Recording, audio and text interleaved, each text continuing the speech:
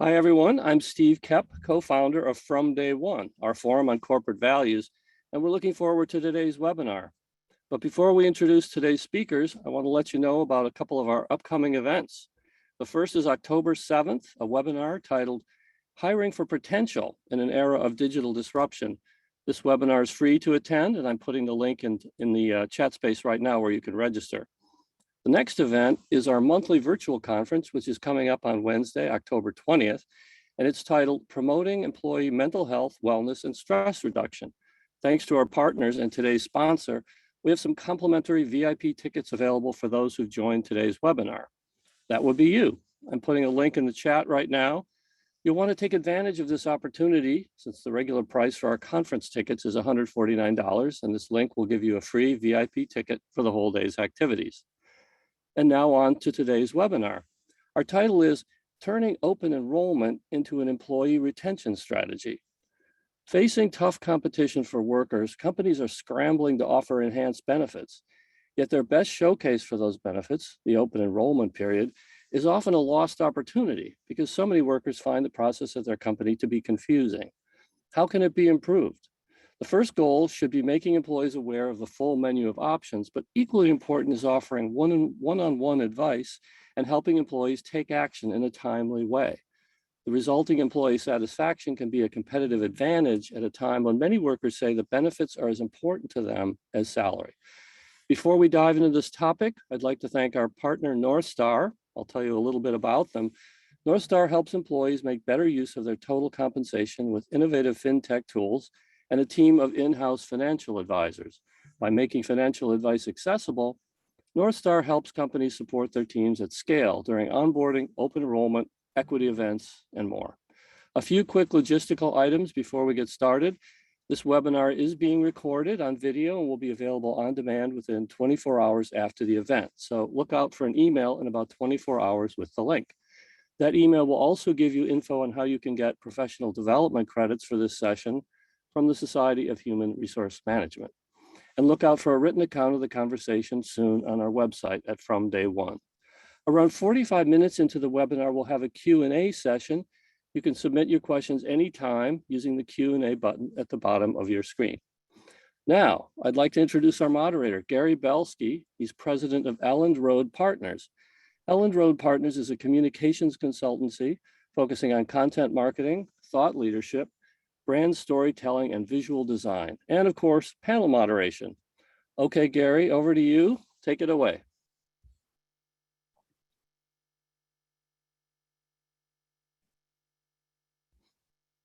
Gary, you're on mute.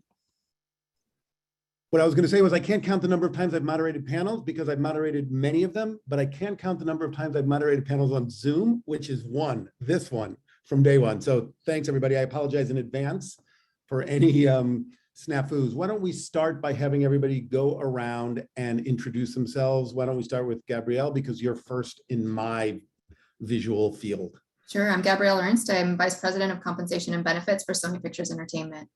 Great. Cindy? Hi, I'm Cindy Brandt. I'm the Director of Global Payroll and Benefits for Allegion. Derek? Hi, yes, I'm Derek Adams with Henry Ford Health System in Detroit, Michigan. And I'm the Vice President of Total Rewards. Will? Hi, I'm Will Peng. I'm the CEO and founder of Northstar. And as you all mentioned before, we are a financial wellness platform, and we partner with employers to give teams access to our financial advisors and suite of tools. And Danny? Hi, Danny Fisher. I am with Hewlett Packard Enterprise, and I'm a director of U.S. Benefits. Great. So I want to start actually by asking the panel, and Danny, I think I'm going to just start with you because I can.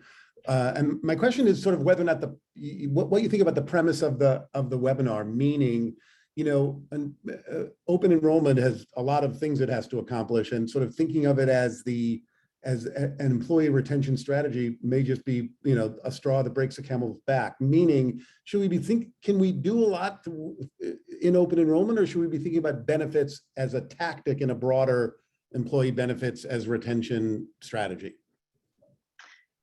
You know, honestly, I think it's a little bit of to be honest. I know we are starting to look at it, as a strategy because we do have everyone's attention.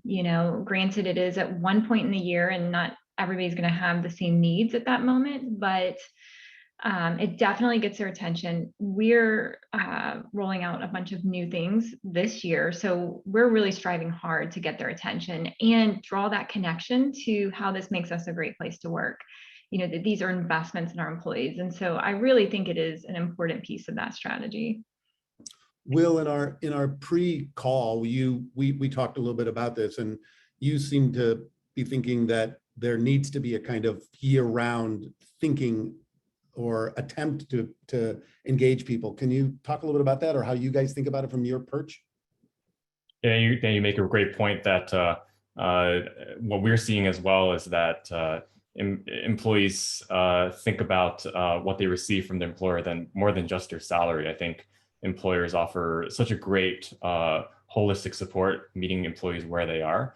And not only is open enrollment such a exciting moment in the year where it's an opportunity to showcase all the great compensation and benefits changes that you're making, but we've also heard that it's important year round. I think one of the key challenges is that there's almost too much information. And I think the theme of meeting employees where they are when circumstances change. One example of this that we see really often is when an employee is looking to start a family.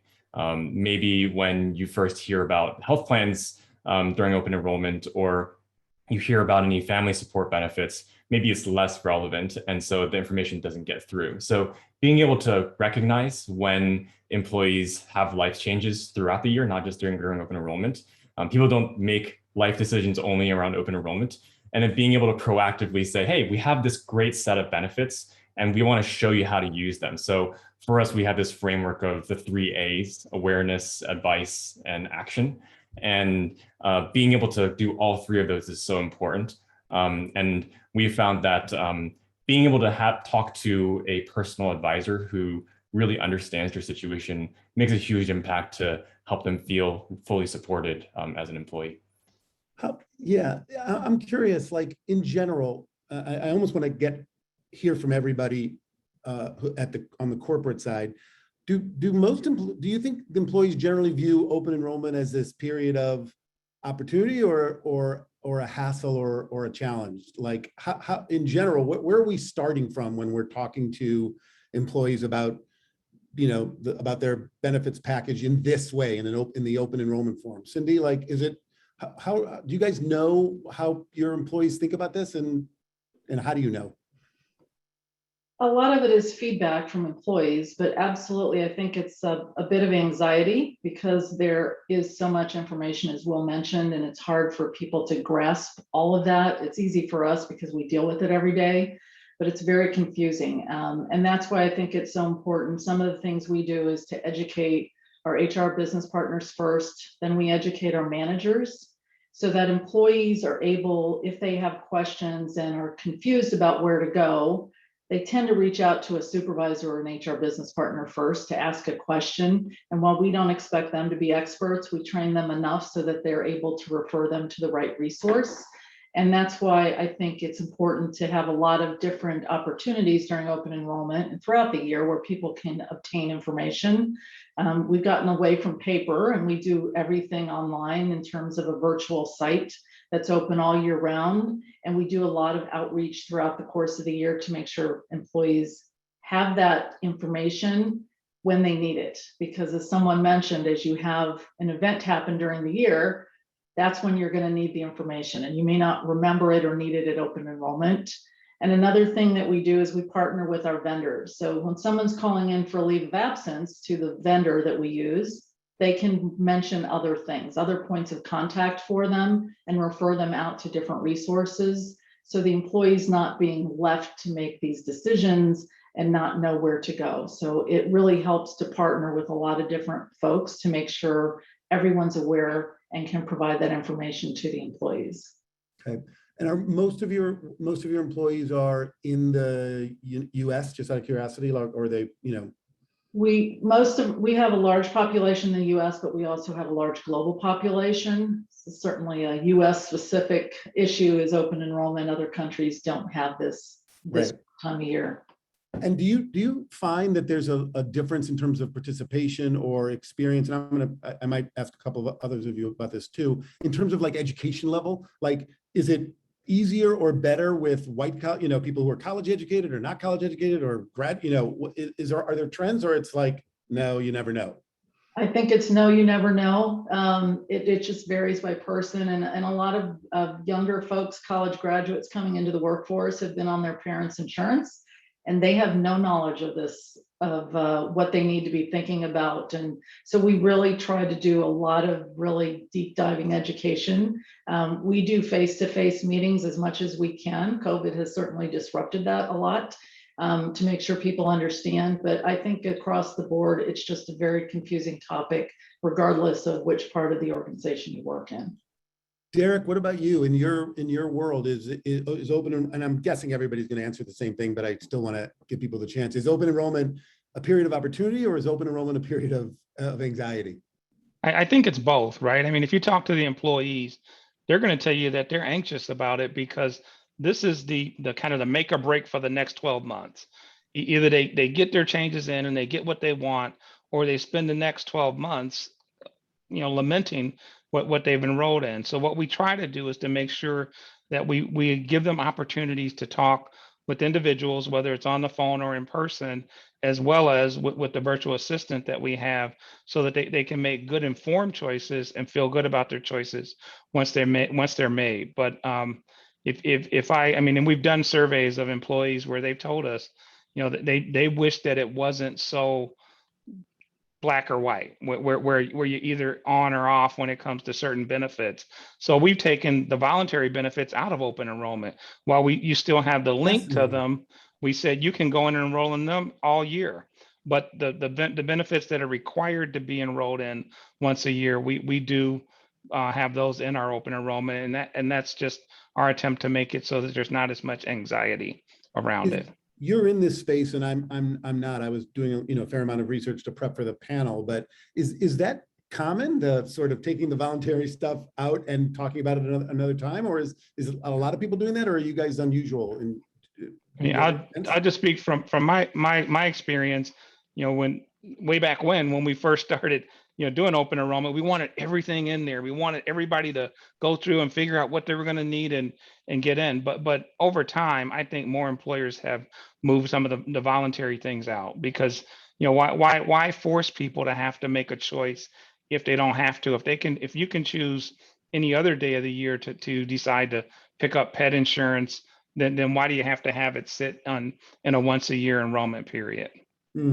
Gabrielle, I presume everything that happens at Sony Pictures Entertainment is just super fun and Hollywoody and fantastic. So open enrollment is just some sort of long, like, Oscar ceremony, like everybody's just having a great time, or is it also a mixed bag of anxiety and opportunity? How do you guys experience it? Yeah, I mean, I think it's like any other space. We're not doing support for our talent that are doing the actual shows, but the employees that are putting those television and theatrical shows together.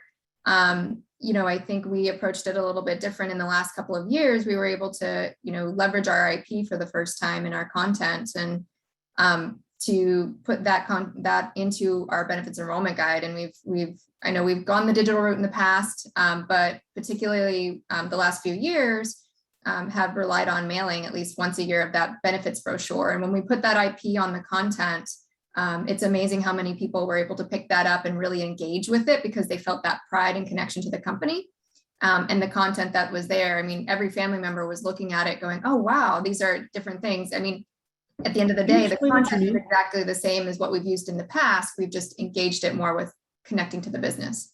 Can you explain what you mean? We talked about this on our prep call, and it was both cool and a little bit confusing to me, meaning just give me an example of how you're using your IP to get people to engage more. And obviously it's not going to be that applicable to many companies, but I still think it's interesting from the thinking point of view. What did you do? On our benefits brochure, when we first rebranded everything, we called it a benefits voyage. And the imagery that we used was from Hotel Transylvania, and engaged with that content. Last year, we used the Jumanji, Welcome to the Jungle, on the cover, and engaged with content throughout with our television, our theatrical shows. So within each section, it was kind of highlighting each of our films or television shows that we produce. Interesting. I want to ask you this, and I'm going to move on and ask everybody else, because I think it's, how often are you talking to, when does open enrollment kind of the drum roll start? And then that's one part of the question. And part two is, how often are you talking to your employees about their benefits? I would say all throughout the year. Open enrollment's the big splash. That's when we mail something home, we get it out to the hands, because we know 50% of the people making choices aren't the ones that aren't the employees. They're the people at home that are making those decisions as well. So we've made it easier to access information. With the onset of the pandemic. What do you mean?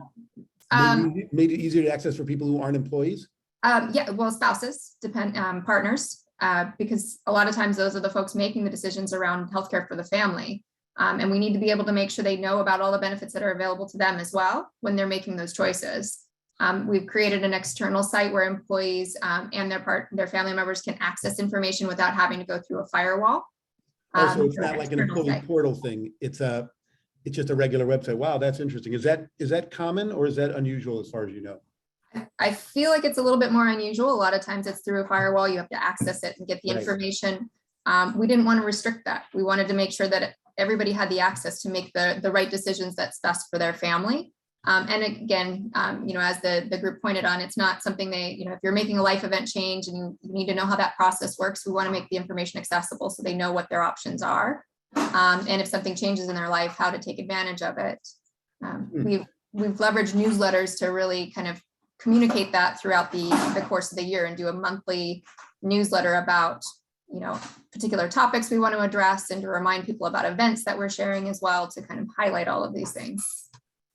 Danny, what about you guys at Hewlett Packard? Are you talking to people all the time? And how do you think about noise, versus signal, right? Like, how do you think about, well, we want to talk to people, but we also don't want to make them tune us out because we're always talking to them. How do you guys approach that? Yeah, it's a very fine line, to be honest. And I can't tell you how many annual enrollments go by and people are like, sure would have been nice if you told us. And, we've got quite the extensive campaign. So we have a very similar communication strategy to Sony, to be honest. We do monthly newsletters. We started communicating about annual enrollment in mid-September. It launches on Monday. So we put together a mailer home, nothing as extravagant as, a full brochure, but a nice kind of fold out postcard. We also put information outside the firewall as well. So we've got a website, because we totally agree. I mean, so many of the decision makers aren't our employees, it's their spouses or partners. And so we've got that content available. And we also do texting. So a large percentage of our folks have signed up to receive text messages from us, but we don't try to spam them. We limit that to a couple times a month. To just try and catch folks where they are, but I do feel that, we try to bundle communication so that we're not hitting them all the time. But I think we are at risk a little bit, to be honest, that we're kind of hitting that threshold that, especially with the pandemic, it just feels like there's so many more emails that have come out, that I think we've gotten lost a little bit in the noise. But this year, our campaign, we went bold because we have a lot of great enhancements coming. So our imagery, our colors, they were all vibrant and like exciting. And we did a video this year, which normally we don't. So all of us benefits leaders kind of talked about all the changes that are coming, and it's really resonated with folks. And we actually, today we're hosting our first team member briefing, and we've got over 2,000 employees signed up, which is amazing. Last year we held 3 and only had 1,500 employees sign up. So I think we're starting to kind of hit that level of engagement. So we'll see. This year we're trying a bunch of different things to see what sticks. And then next year we'll reevaluate and see which were worth it and which may not have, been so. Do you think has the sort of Zoom, people's familiarity with Zoom, or just not just Zoom, Teams, whatever has that actually in a funny way helped people's sort of engagement, because they're kind of used to these things and it's easier to get people to sit in front of a screen and kind of, have a session with an expert or a Q&A, something like that? Probably. I mean, we're a pretty disparate population as it is. Like, we don't have huge numbers in one location. So we've typically done these virtually anyhow. So it's not really that different for us, compared to pre-pandemic times, but I definitely think folks are just more accustomed to it. And, it very well could be playing into, a higher level engagement as well. Derek, what about you? How are you guys? How do you guys talk to your employee base? I think you're in a particular way. Yeah, very, very similar to what you've heard. We have a communication strategy that really starts the cadence of communication a few weeks out before open enrollment, and there's multiple electronic pieces that are sent. There are opportunities for in-person meetings, and since we're a hospital system, we've never closed during the pandemic, so we have continued to have on-site meetings. And do them with masks and in a safe way. And we will do that again for open enrollment, be on site for every hospital. But we also have a call center for HR that employees are encouraged to call with their questions about open enrollment or even have transactions done if they're having challenges with them. And then all of it's backed up with our electronic enrollment system that's supported with the virtual assistant that will walk people completely through the enrollment process after putting them through kind of an interview and gathering information that will allow them to make decisions or get to decision points. How quickly, when I'm dealing with your virtual assistant, do I hate it because it's, asking me the wrong question or not responding in the right way, or like how happy are you guys with your AI kind of interfaces? Yeah, we've done surveys around employee satisfaction, specifically on open enrollment, and gotten very positive responses with our online assistant. Actually, even had a couple of proposals as a result of the online, people proposing marriage to our virtual assistant. So I think people were pretty happy with it. Yeah, they jokingly, but they suggested that they thought they were pretty agreeable and liked the way that they helped them make decisions. So that's interesting, right? We have Will, I'm going to come to you with this question. We, as part of my business, we do these like brainstorm sessions where we're trying to solve a problem. And recently we sat with this group of people, and there was this very highly educated person in the group who we were talking about personal finance issues for the particular client. And at one point, this really, Ivy League educated, very accomplished individual broke down and started sobbing and basically said, I just wish I had somebody to tell me what to do. So when Derek tells me that the AI, the virtual assistant is helpful and appreciated if done well, it makes me think that that's a big opportunity in general, one way or the other, right? Which is assisting people in this decision-making, which is so difficult. Will, you guys are kind of in that business a little bit, right? Can you tell us a little bit about how not how Northstar particularly works, but how you think about this issue of people wanting help in decision-making? Yeah, I think I want to touch on a lot of different points that the folks here have mentioned, but I think at the root of everything that we do is that kind of balance of empathy and technology. And this really comes from my roots. I'm an immigrant, and I was born in Taiwan, in classic Asian American dream. Parents moved their 6 kids to the US for opportunity, not knowing the English language or no money in their bank account. So I was one of those people who graduated with a ton of student debt and was still on my parents' health insurance plan and really lost. So I've learned the hard way. And so in a world where it seems like everybody is moving towards more AI, we actually are leaning into kind of this hybrid model where it's a balance of human empathy and advice, but also bringing in technology and AI to make those proactive, just-in-time recommendations when it makes sense. So you can really scale that kind of human support. And the other thing that a really eye-opening statistic from I believe it was MetLife, more than half employees wish they had were more informed about their benefits so they can get more value out of them. So there's a lot of interest from employees in these benefits decisions. And the way that we think about it is, how can we take a holistic approach, but also think about the natural moments where employees are most interested in those recommendations. We think about it kind of like as moments in the overall employee experience. It's open enrollment, new hire onboarding, presentations, all the way to when an employee leaves the company. I think that's just as important as a moment in time. And each of these moments have not only benefits decisions, but also financial decisions. And so we kind of have a more expansive view of financial wellness, where even health care decisions have financial implications. We've all gotten those statement of benefit costs, and it sounds like a lot of companies are going through right now, just like we are. And we get so many questions from employees about, how do I understand what these terms even mean? Premiums, deductibles, out-of-pocket expenses. You offer an HSA. How should I be using my HSA? Should I use my HSA for retirement because it has incredible triple tax savings? Or what does that even mean, triple tax savings? Or should I use my HSA for health costs? This is a very personal decision. And so it makes a lot of sense that financial decisions are common throughout even benefits decisions. So I think providing tools to compare different health costs on their own, but also being able to have an advisor come over the top and understand what's your risk tolerance, or maybe we plan to start a family in the year, so you have to lock in those decisions this year, or through a total reward statement. This has been a concept that's been around for a while, but how can you proactively show to employees, as well as maybe even candidates, everything that you're offering, but within your financial and really like your life plan? What are all the different ways that the employer supports the employee?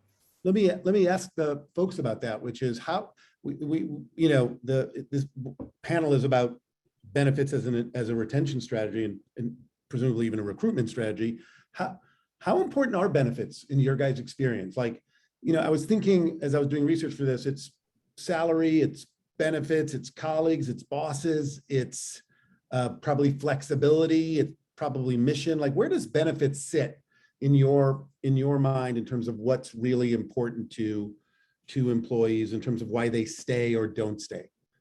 Anybody want to volunteer? I can ask Cindy, just because she's in my sightline. Like, what matters most? How much have we even been thinking about this as retention tactic? I think it's very critical. It's important, and it's just a baseline anymore. An employee expects a company to provide benefits to them, and there are varying levels of benefits depending on the organization that you can decide to go and work for. Obviously, a lot of other things are critical. The manager, the culture, all of those things are all being taken into consideration. And I'm not sure that someone leaves a company because of the benefits. If you have a decent level of benefits that you're providing, I think people may leave for other reasons, but it absolutely goes into their decision-making on whether they want to join a company. And that's where I think the communication that we've been talking about is so critical. We've all talked about having this external site available. We extend that to applicants as well as employees so that they're able to go out and actually do that detailed exploration on their own and understand what the benefits are, because I think it is a critical part of your decision and understanding what the company provides, how they support you. Certainly with COVID and other things going on, emotional well-being, financial well-being, benefits are very critical now, and something that there's a lot of interest in, and employees are looking for that when they make a decision about going to an employer. Gabrielle, what about at Sony Pictures Entertainment? Like, do you guys think it's it's as important as comp? Do you think it's relevant but not crucial? How do you think about benefits in general? Or does it depend on where people are in their life stage, right? It may not be as important to a 25-year-old, but super important to a 40-year-old who has a family. I think it's, I think compensation and career development are kind of up there in terms of the top things to entice people and get them to, stay within the position. But benefits is becoming more present. I see more and more applicants asking questions related to benefits and what type of services we offer. Really? Whether it's, if it's folks that are coming out of college, do we have tuition repayment programs for loans? If you have certain conditions for family members that you need to be cognizant of, in relation to things like ABA therapy or family planning services, they're just becoming more educated around, what companies are offering out there and want that competitive advantage on the benefit side too. So I think we're having to be a little bit more progressive in what we offer in terms of benefits. We've really tried to approach this as looking at those life cycles that employees have, from planning a family to taking care of elderly parents and, pets and anywhere in between, because these are all things that impact our employees. So we want to have programs that really touch in those areas. So, in terms of family planning, we've added services around IVF and fertility planning services, egg freezing, adoption and surrogacy, because we know that family, planning for a family isn't just one path anymore. It's, it can come through multiple channels, and it's not just, through your standard definition that the health plans have,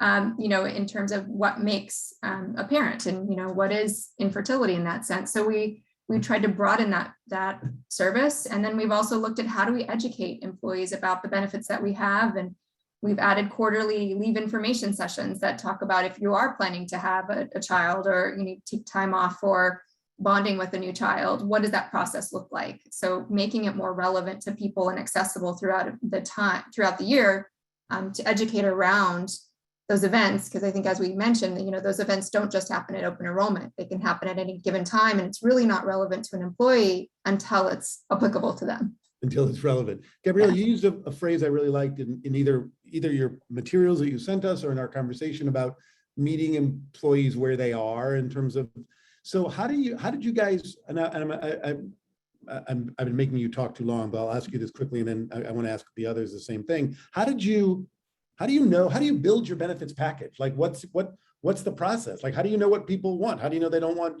classes on cooking? Like, what do you, like, where do you guys get, you survey? What do you do? We don't survey. I think we listen to employees, and we do have a lot of these engagement sessions. We partner with our employee business resource groups. We have women's leadership groups. We have a new caregivers groups around family caregivers. We go to them and start educating about our benefits. We do sessions that partner with our benefit providers. We recently did a session on estate planning and what to consider, because we have an estate planning, legal benefit that we wanted to promote and talk to people about.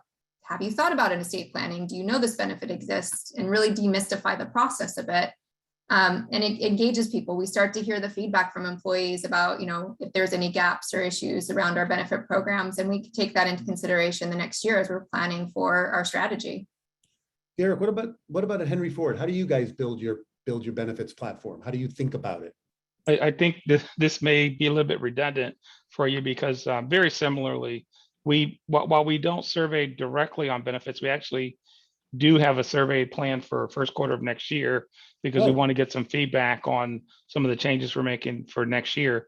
But we've used engagement survey data.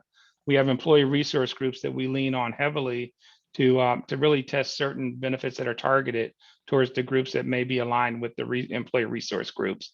And then we use other anecdotal data that we gather throughout the year. How do you guys measure success? Like, how do you know if you're doing a good job? Is it the time it takes to get everybody enrolled? Is it satisfaction surveys? Like, how do you actually know? How do they know to give you a bonus? Because I want to give you one because you're a good panelist, but I don't count. Well, I'll start. I mean, I don't think it's only about running open enrollment. I think it has a lot to do with, do employees value your overall total value proposition? Do they feel good about who they work for, the company that they work for, and are their needs being taken care of? So I guess I look at benefits as being, in a lot of ways, financial protection in the event that you have certain life events. And if we're providing financial protection that holistically allows the employees to handle those events that come up in life, then I think we're meeting the need. And that's actually why we're going to do the satisfaction survey first quarter of next year, because we know that we now have more generations in the workforce than we've had in the past. We want to hear from everyone. So we're running our survey next year to get a deeper look at this. Danny, what about you? How do you guys know if your benefits function is efficacious, if it's working? Yeah, so I mean, I think it's in multiple ways, honestly.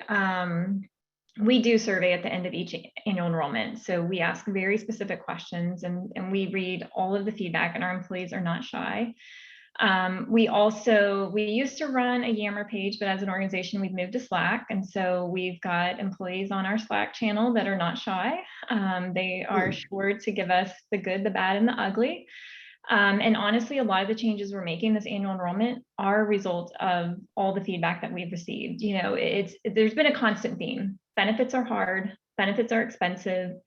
I need support. I need somebody to just help me do this. And we are responding on all of those fronts this year, much like everyone's been talking about. It is all about that support. And so we offer it in a variety of ways. We do have a financial coaching program that, you know, we've been integrating with. They're an extension of my team for the last 6 years, because it all fits into that financial picture. You know, what plan should you pick because of that? How does your HSA work?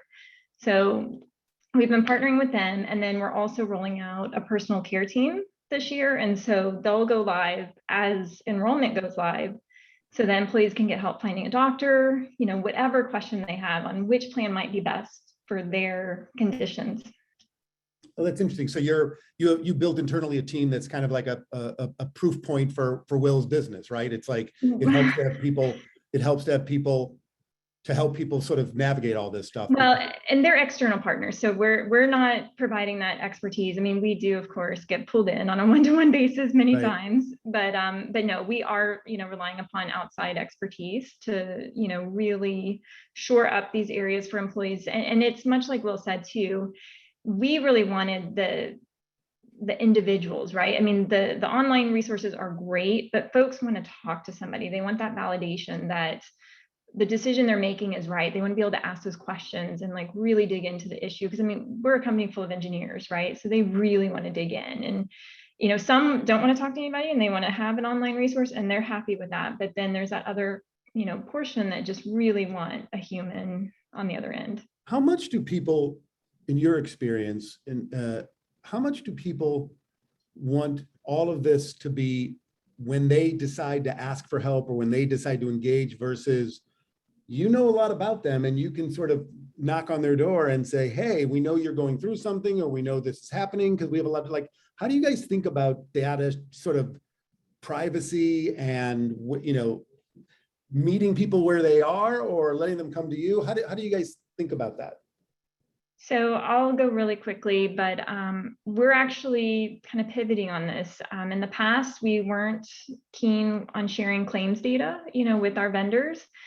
We really left it up to employees to just find all of our extra benefits that we have, you know, whether it's for, you know, MSK or diabetes support, what have you.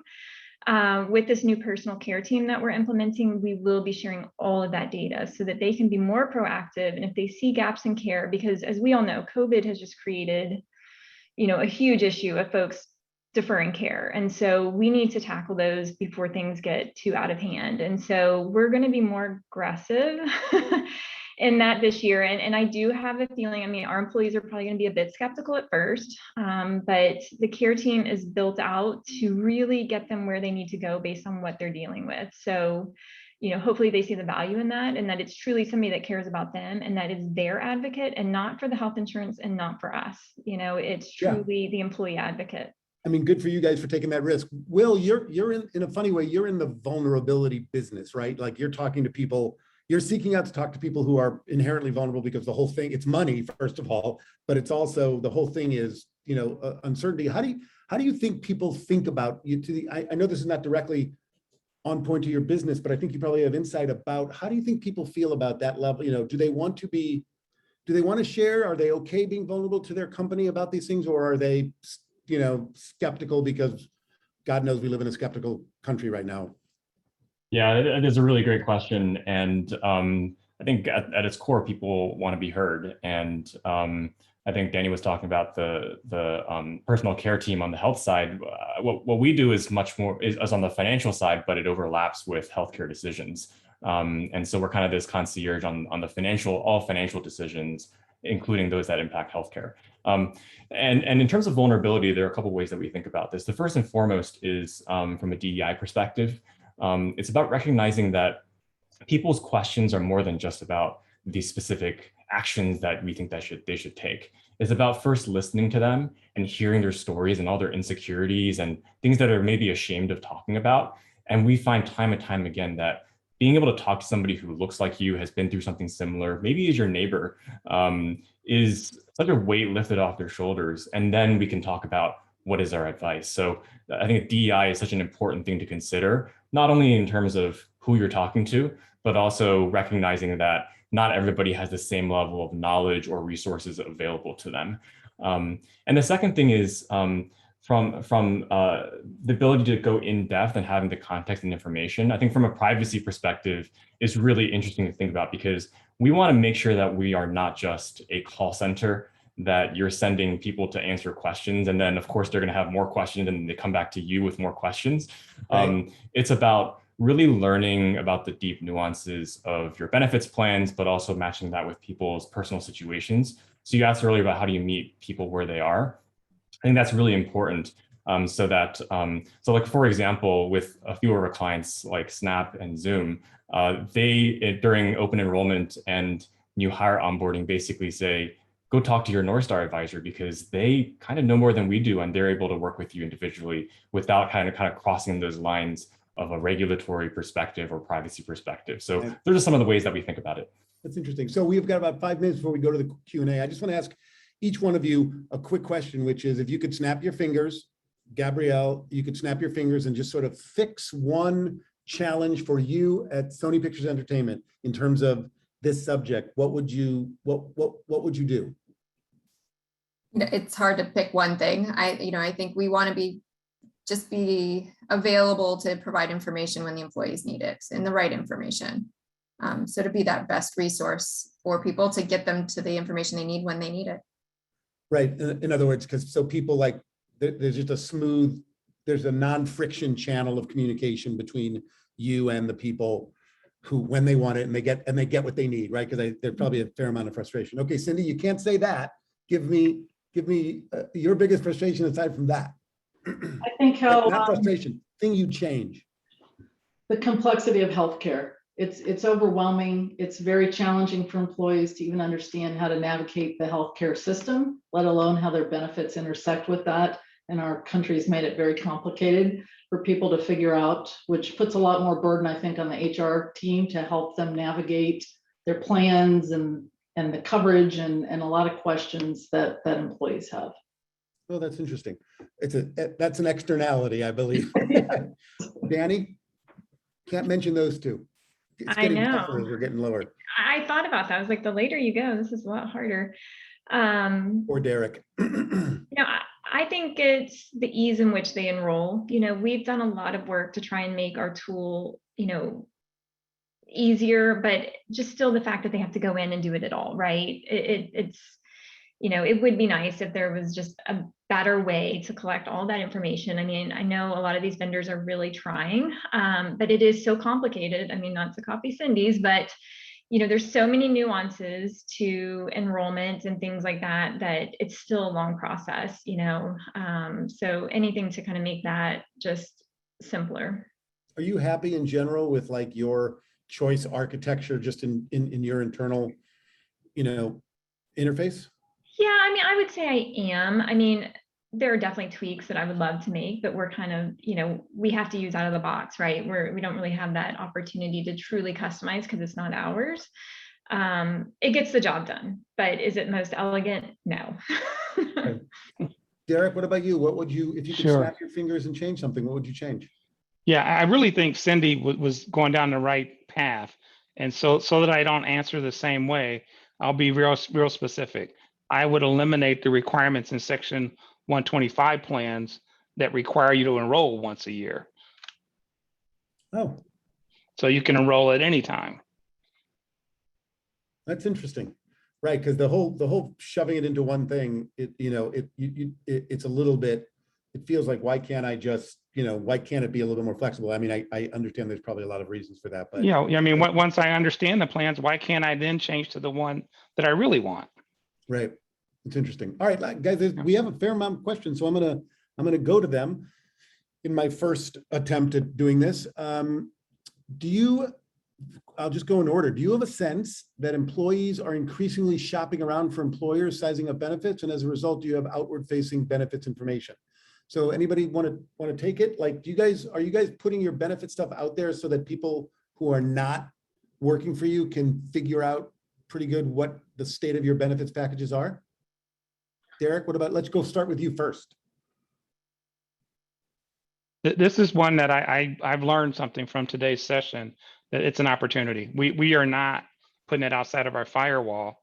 You actually have to be with the employee who brings you in to the firewall to get to the information. And I think it would be beneficial for our employees if we were to put it outside of the firewall so their family members could get to it. Okay.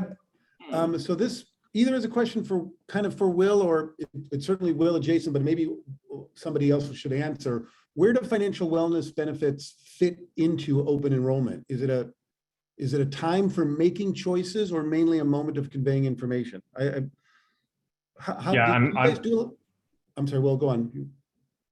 I'm happy to start off this and excited to hear about what the other folks have to say. I think to continue with what Derek said about the opportunity to make benefits more outwardly facing, we think that the employee experience extends to the candidate experience as well. So a lot of the resources that we're providing to show and showcase the value of benefits, we also do with the candidate experience as well. But in terms of the financial wellness aspect, I wanted to reiterate kind of the more holistic approach that we want to take. Financial wellness is not just about financial coaching or budgeting. It's about every single financial decision throughout the employee experience. So with regards to open enrollment, the way that we think about it is that it's a time to showcase not only the things that are more traditionally financial wellness related, like your retirement plans and maybe making changes to your retirement plans, contributions and asset allocations, and being able to provide personalized advice about that in a regulated way, but also highlighting all the ways that different benefits can support you and eventually financially, right? So we talked about health plan choices and the cost related to that. But I think if you're looking to start a family, for example, I think it's great to be able to have your advisor say, hey, like you're starting a family and your employer offers such incredible fertility benefits, IVF, and once you have the child, caregiving benefits, backup caregiving benefits, and that has such a large financial impact, quantifying what that looks like. Yeah. So many times in the order of hundreds of thousands of dollars, right? So I think it's a big opportunity to highlight not only traditional financial benefits, but also as a springboard for all the other benefits. This next question is a fantastic one. It's most of these are anonymous, but this person used her name. Which I won't say, because what is the best way to advocate for a benefit you think would be beneficial? Like, I think they're just asking you people, professionals, like what's the best way to get a benefit into a system? This person used progeny fertility benefits as an example, but that was just an example.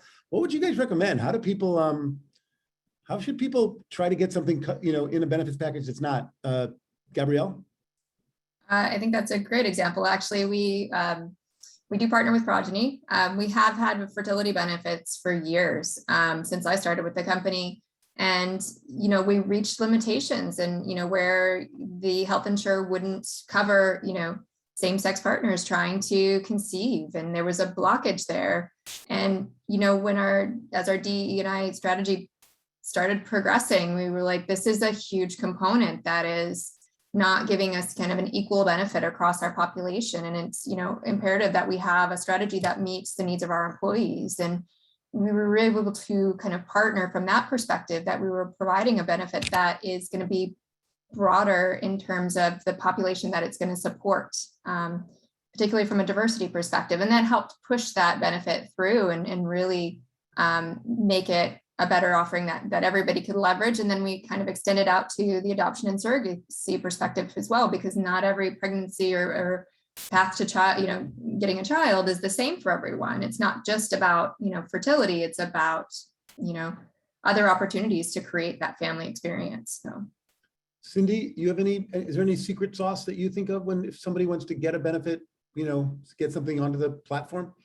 Well, clearly they need to, present perhaps and make a case to, I would have them start with, their benefits department, sometimes engaging certain senior leaders that maybe have a similar point of view as you in terms of knowing that they align with the benefit that you're looking for can be very helpful. Most companies probably have a committee that makes these decisions ultimately, but I think aligning, and I think the employee resource groups are a really great idea to connect with those, because that does drive a lot of ideas and decisions within organizations and pushing those recommendations up through the HR department. And should you be asking, is that the idea, like you start with an ERG or or an HR business partner and just at least start there, whether, maybe they're helpful, maybe they're not, but like, that's probably the entry point. I think that can be very helpful. Absolutely. Okay. So here, with all the HR leaders on the call, have any of your companies tried to make your overall benefits more personalized and customized given such varied needs? And does that wind up making the choices more complex? So I don't know enough about your business to even to sort of know whether or not the question is relevant, but I think I understand it, right? Which is there, because I think in theory, everything can be personalized and customized, but how do you guys just think about personalization and customization? Danny, I'm just going to go to you. Like, is there a way to do that from your point of view? There are, I mean, and it's just the technology is catching up. There's so much data that we have, in various areas. And so that's an area that we're looking at to kind of bring all that together. So I don't think it's necessarily personalizing the benefits themselves, but maybe highlighting bits and pieces of them based on someone's needs, based on what we're seeing in the data. If we pull all of that together, and honestly, this is a big project we'll be looking at next year to really fine tune that targeted messaging, based on the entire employee, the whole person, based on what we're seeing in the data. Have they taken out a lot of 401k loans? Have they, are they saving in their HSA? They might be in the high deductible plan, maybe they're not saving. What kind of picture can we gather, about an employee with all the different data sets that we have, and then really try and get, not in a creepy way, you have to be real careful about that, but really try and target what might be of most need based on the data that we're seeing. Derek, any thoughts about just the customization, personalization, et cetera? Yeah, I mean, I think that to allow employees to customize their benefits, you got to make sure you have a complete, comprehensive offering. If you have a complete offering where employees truly can choose a package that's going to meet their needs, then I think you're in your best place. But if you don't, then you may have to fill some gaps. So for example, Gabrielle mentioned fertility benefits. I mean, our fertility benefits are outdated, and we're in the process of updating them.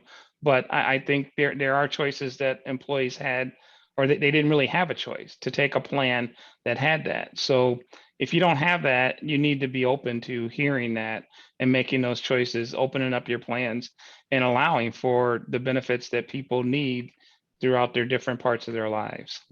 Somebody asked a question here that's a pretty good question, and I'm going to jump on top of it, which is there an age factor in how people respond to open enrollment or other demographic factors? And that makes me want to ask somebody, if the answer is yes, that 25-year-olds are more responsive or less responsive, or like, do you guys actually tailor your communications outward to demographic groups? Like, do you know that seniors, or you don't need to prompt them as much, people who are over 50, senior employees versus, like, how do you guys think about that? Like, first of all, are there these big trends?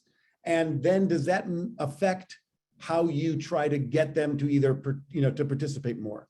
Derek, why don't I just ask you, so that you can go first, but do you think about that in reverse? Like, oh, we don't have to bother them as much because they always show up and do it fast, or? Well, we definitely have the data to do that, but we haven't seen the need.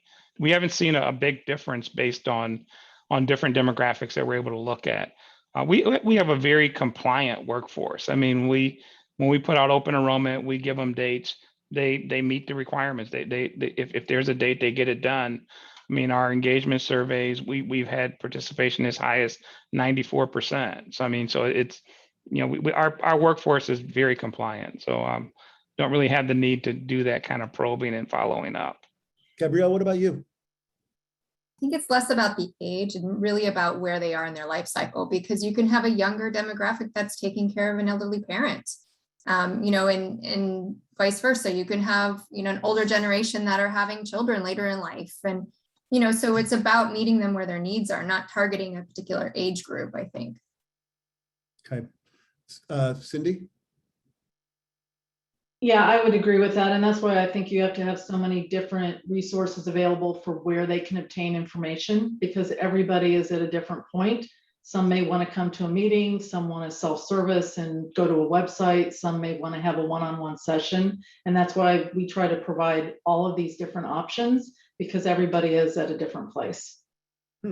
Will, not because this may or may not be the last question, and not because you're the sponsor, but because I'm generally interested in this, which is, do you notice anything like you know about the topics that you're dealing with and your approach?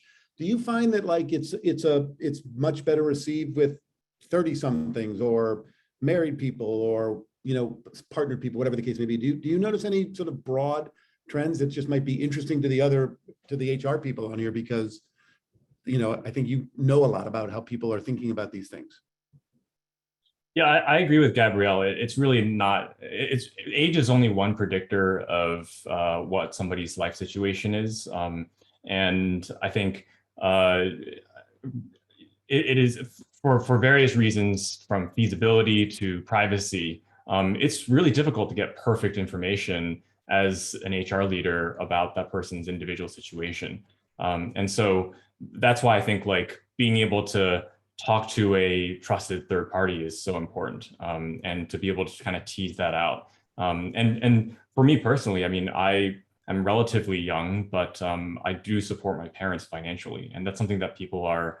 My parents would kill me for saying that because they're ashamed of it, but I think it's important to try to reduce some of the shame around these kinds of topics. So what people look like on the outside are not generally great predictors. So I think the challenge that we've heard HR leaders face is, how do you create a one size fits all solution that's not generic?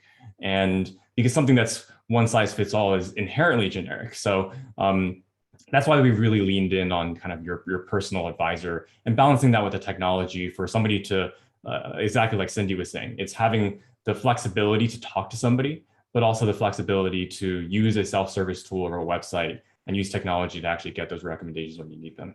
So the last question I'm going to ask, I don't think I'll be able to go through everybody, but it's just a simple question. What does the future of benefits enrollment look like from your vantage point? And I guess what the way I'll phrase it, and I'll ask Danny, and then I'll ask Cindy, just try to get two answers in, which is, do you think it's going to, this whole experience, it looks very different than it did 20 years ago. Do you think 5 years from now, it's going to look pretty much the same, or it's going to be, iterating just much different, much quicker, and it'll be benefits enrollment in 5 or 10 years will be way different than it is now? Danny? Yeah, I mean, yes, we've seen changes in 20 years, but at the end of the day, I mean, it's still about connecting with our employees. And I don't see that changing, right? Trying to meet them where they are. I know we've heard that term a lot, but I mean, that is really at the heart of what we do, is trying to resonate when it matters. Obviously, October, November of every year, we have to make some noise and get folks engaged. So, unless Derek becomes president or secretary of health education. If he can rewrite our tax laws, that'd be great. But yeah, unless we have some major shifts, in this country when it comes to healthcare, I mean, I don't really see our jobs changing a whole lot. We're still going to have to manage these large expenses. I mean, I know we haven't really talked about that much from an employer's perspective, and then we still got to engage our employees to do the right thing so that we can protect, our employers as much as we can as well. Cindy? Yeah, I don't see it changing that much either. The enrollment process itself, no, but I think we owe it to our employees to be able to provide the resources to them and the education and the tools that they need to help them make really good informed decisions, because they are critical. To Derek's point, you're stuck with them for a full 12 months. And so you just want to continue to provide that support and tools and education to people so that they're able to make those decisions. And I don't think that's going away. Guys, I want to kind of bring this to a close. I was thinking throughout this that you guys are very good at this. And then I was thinking like, oh yeah, duh, they're HR people. Like you need to be good at talking about this stuff to large audiences. But nonetheless, I'm very appreciative. This was a really interesting panel. You guys are fantastic panelists. And I want to throw it back to Steve, but just give you my personal thanks for making my first webinar moderation not a total disaster. So thank you, all of you. Steve? Thank you, Gary, for your candor, and to all of our wonderful speakers. It was a great conversation, and I know it's timely because I've started getting my open enrollment notices in the mail. It's also the season of pumpkin spice latte. They seem to go together. Thanks again to Northstar and to all of you for participating today. If you'd like to join us for more virtual events, you can head to our website fromday1.co and check out more of our upcoming webinars. I'll mention 3. Tuesday, October 5th, we'll be talking about innovative ways to build skills in a hybrid workplace. Thursday, October 7th, hiring for potential in an era of digital disruption. And Thursday, October 14th, we'll talk about empowering managers to lead a more flexible workforce. Thank you all for participating today. Thanks, everyone, and stay well.